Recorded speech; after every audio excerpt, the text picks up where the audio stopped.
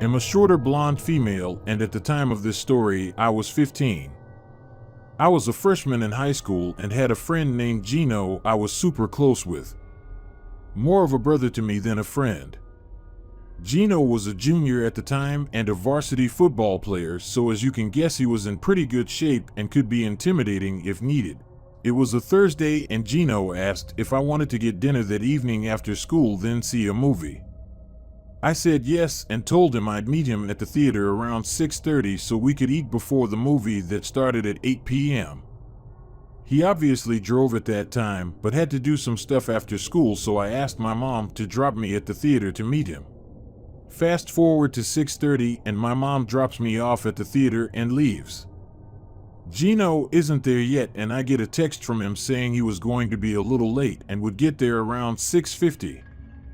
I didn't know where we were going to eat yet, so I just sat down on a bench to wait for him. At the time, a brand new hamburger place had just opened right by the theater. About 2 minutes into waiting and texting on my phone, I am interrupted by a man who is probably about 6 feet 2 inches, white, brown hair, in his mid-30s, typical business-looking type. He said, "Are you lost?" I looked up at him startled, then obviously tell him no, I'm waiting for a friend to see a movie. He then proceeds to small talk with me, and although I'm already a little creeped out, I talk back to him since it's summer and being 6:40 now, it's still light outside. He then proceeds to tell me he is the manager of the new hamburger place and asks if I want a job. First off, the fact he is asking a random girl if she wants a job is already strange, but I just turn him down saying thanks, I already have a job. He then proceeds to start badgering me saying, "Come on, I can interview you right now and probably pay you more." Just to see what he would say, I asked him, "Okay, where would you interview me, at a table inside the restaurant?" To which he answered, "No, it's too busy in there, we could just go around back." I may have been a naive-looking 15-year-old girl at the time, but I'm not stupid.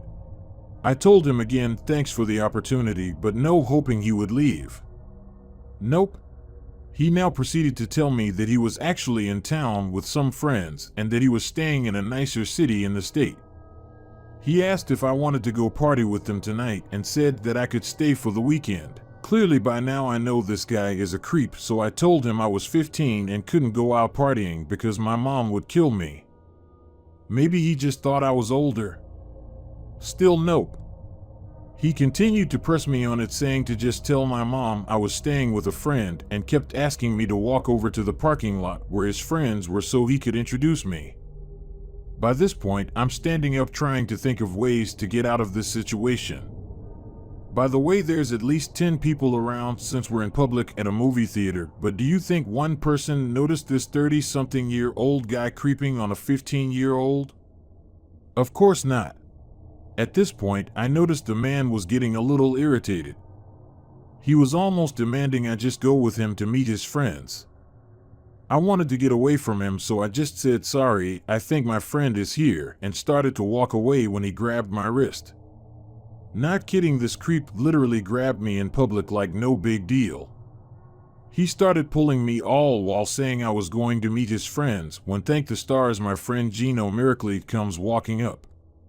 Gino asked what was going on.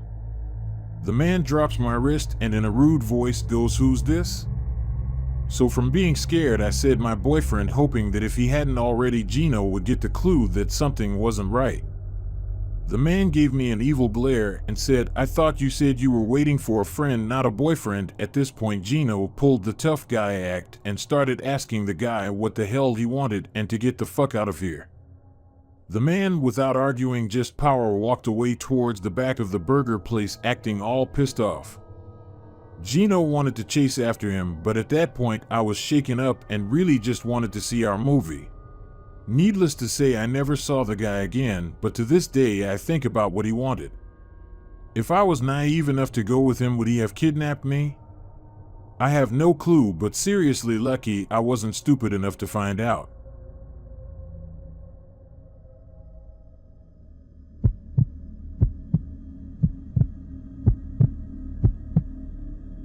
Back when I was in high school, my friends and I loved exploring creepy places. A few of us had our driver's license, so on weekend nights, we would gather a group of 6 to 10 people and go on an adventure. One summer, our favorite place to go was this abandoned movie theater on the west end of town. This place had closed down probably about 3 years before we started visiting it, and in that time, it had become a rundown building. There were no trespassing signs on the front entrance and each of the fire exits around the building, coming from the theater rooms. The glass at the main entrance was all broken and had been boarded up. The front door was busted and didn't latch or lock, so people were able to get inside. We knew there had to be homeless people crashing in there, but we were young and dumb and felt invincible in a group. It was part of what made it scary. We would always wait until between 11 p.m. to 2 a.m. to go into places like this, because we didn't want anyone to see/hear us and report us to the police. We all explored it together the first 2 times we went in. The screens and seats were all torn up inside each of the maybe 8 rooms. The bathroom mirrors were broken, and there was graffiti everywhere. We were fairly sure there were people hiding in there while we were inside. Even if we never saw anyone the first 2 times we went, there were a couple shopping carts from a nearby Fred Meyer inside with cans and bottles in them and a few dirty blankets scattered around in different rooms. It looked lived in. After getting to know the layout of the place the first couple trips, we made a game of it for the 3rd and final visit. This time, the 6 of us that went split into 3 groups of 2, and with our partner, the 2 of us would enter the front together and spend a full 5 minutes inside while the others waited outside at our chosen exit in the back of the building. The first 2, Beck and Doug, both went in while we waited outside. About 7 minutes went by, and just as we were starting to worry that we should go in after them, they made it out the other side, through the fire exit. Doug told us that they went upstairs into the office, and there was a sleeping bag that hadn't been there on the last visit, and as soon as they went up and saw it, they tried to leave immediately, but they got turned around and tried to leave through the wrong exit, which was sealed shut. They were paranoid that they were being followed out, so they just stood there watching the way they entered the theater room for a minute, making sure that they didn't hear any noises, before they finally worked up the nerve to run out the correct exit in the room across the hallway. Doug and Beck both wanted us all to leave, but Jack and I weren't having any of that, and insisted on going in. Brad and Drew, the other group of 2 that was going to go in last, wanted to come with us, so the 4 of us went inside while Beck and Doug both waited by the exit. The first thing we all wanted to do when we got inside was go check out the upstairs office. Just as we started to make our way up the stairs, we all heard a loud banging sound. It was coming from the back of the theater. We all agreed it had to be Beck and Doug trying to scare us so that we would come out and we could leave. We got upstairs and the pounding stopped. Doug was right. There was a sleeping bag rolled out on the ground, with a few paper bags set up around it. Brad flashed a light in one of them and saw a syringe and something that looked like a vibrator. We were all pretty grossed out and had a little laugh about it. We looked around up there and didn't really notice anything else interesting, and we were starting back down the stairs when the pounding started again. We decided we should probably make our way to the exit. I hoped we hadn't been caught trespassing by the police. We came out through the exit, and immediately, both Doug and Beck were talking over themselves to tell us that about a minute after we entered the theater, a really tall, creepy, homeless-looking man with greasy hair walked right past them, heading for the entrance. Beck said hello as he passed. The guy stopped, turned, and kind of lunged a few inches toward him before stopping. One side of his face was really wrinkly. Beck thinks that maybe he was a burn victim or something. The guy stared him down for a second, and then, without saying anything, turned and walked around the corner where we had gone inside. They started pounding on the door right after he was out of sight to try and warn us there was a scary dude in there with us. We were in there for about 5 minutes with this guy, and we never saw him. He had to have heard us and hid somewhere. We started to walk back to our car in the Fred Meyer parking lot, about 100 yards away from the theater, and a car pulled into the parking lot and shined its headlights on us before flashing its red and blues. The police officer had us all sit down in front of the spotlight in front of his car and asked us what we were doing. We told him we were going to head inside the movie theater, but a really scary tall guy walked in and we chickened out. He told us that it was really dangerous to go into places like this, as there had been violence in the building before, and it'd be a shame if we got hurt doing something stupid. He let us go, and as we drove off, we saw him shining a light inside the front entrance. We took the nice police officer's advice and never went into places like this again. I never did find out what violence he was talking about. It could have just been a tactic to scare us out of coming back. We stuck to graveyards and cemeteries after this. Creepy dude that lives in condemned buildings, I'm glad I never actually met you, but thank you for getting me out of a ticket for trespassing, and thanks to everyone else hiding in the building for not assaulting myself or my friends.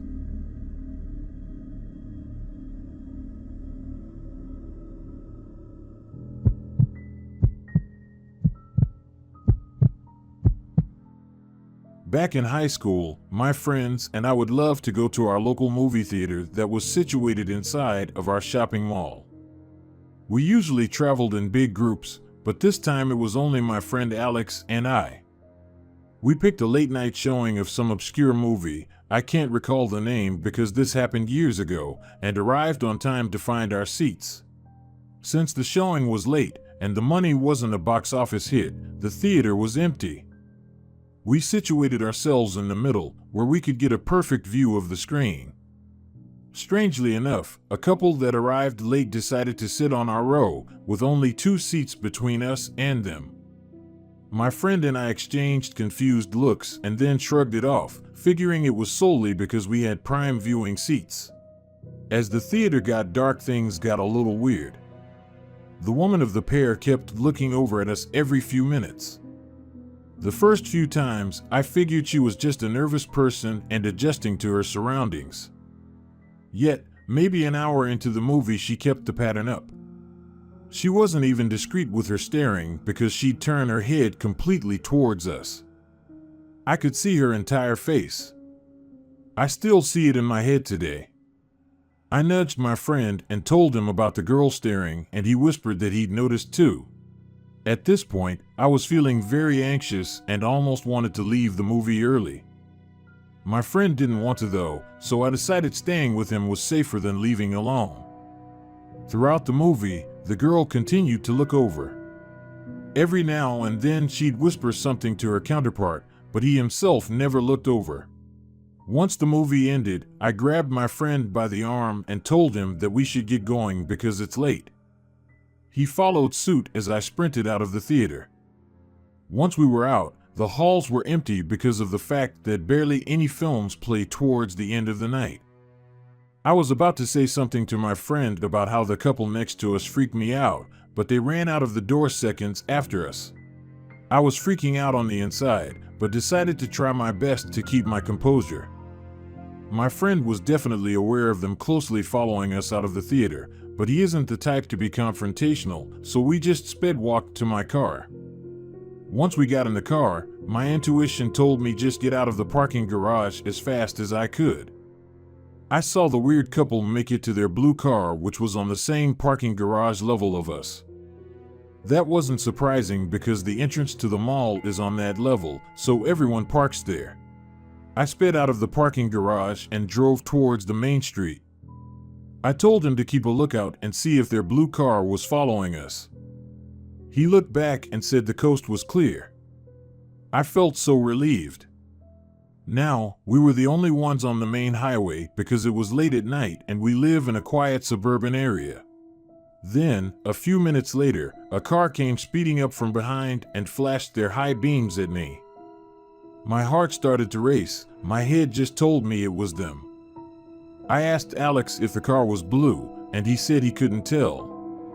The light to turn left onto the next main street was green, so I took the left turn necessary to get to my neighborhood. The car backed off and turned on normal lights, but still turned left too. I caught a glimpse of the car and started yelling once I realized that it was the weird couple's blue car. Alex told me to gun it, so I slammed on the gas and sped down the last main street before I had to turn into my neighborhood. The blue car wasn't tailgating me, but was clearly following not too far behind. When the streets are empty, it's easy to follow someone since there aren't other cars to dodge. I turned into my friend's neighborhood, but decided to drive past his street so that they wouldn't see where we were trying to go. The blue car followed us into the quiet neighborhood and was picking up speed to get closer to us. My friend Alex was panicking and asking what I'm going to do. I just kept quiet as I sped too quickly down a random neighborhood street. I could see the car's lights behind me as I made a turn onto another street, but they were far enough so that they couldn't see me for about 30 seconds after I took the next turn. After I turned onto another unfamiliar street, I turned my car off and flipped it into neutral gear. My car is a manual, so I am very familiar with driving it and knew I had enough momentum to roll into an empty parking spot even though my car was off. I slipped into the spot on the curb and pushed the brakes to get to a stop before the blue car could clear the turn to get onto the street. I reclined my seat back completely and told Alex to lean all the way forward and not move. We sat there in the silent and dark car, my ears ringing from how quiet it was. My heartbeat was fluttering faster than it ever had before. I think it was a mix of fear and adrenaline. Within a few seconds, the blue car cleared the turn and started slowly driving down the street. It made its way past my car that was parked on the side of the street. Luckily for us, I drive a standard black Scion TC. There is nothing notable about the car. I haven't even changed the license plate frame. So, they must have figured that the cars parked on the road belonged to the people that lived in the neighborhood. Alex and I literally stayed in our hiding positions for 10 minutes, just in case the weird couple decided to drive by again. Luckily, they never did. Once we got up, we just stared at each other and didn't know what to say. We were both freaked out and had no idea of what the couple had planned to do if they caught up to us. To this day, I still don't know what their intentions were. Maybe they're just a couple of deviants who enjoy freaking out young high school students? Or maybe they had more sinister planned for us. All I know is that I don't go to the theater late at night anymore unless I'm with a big group of friends.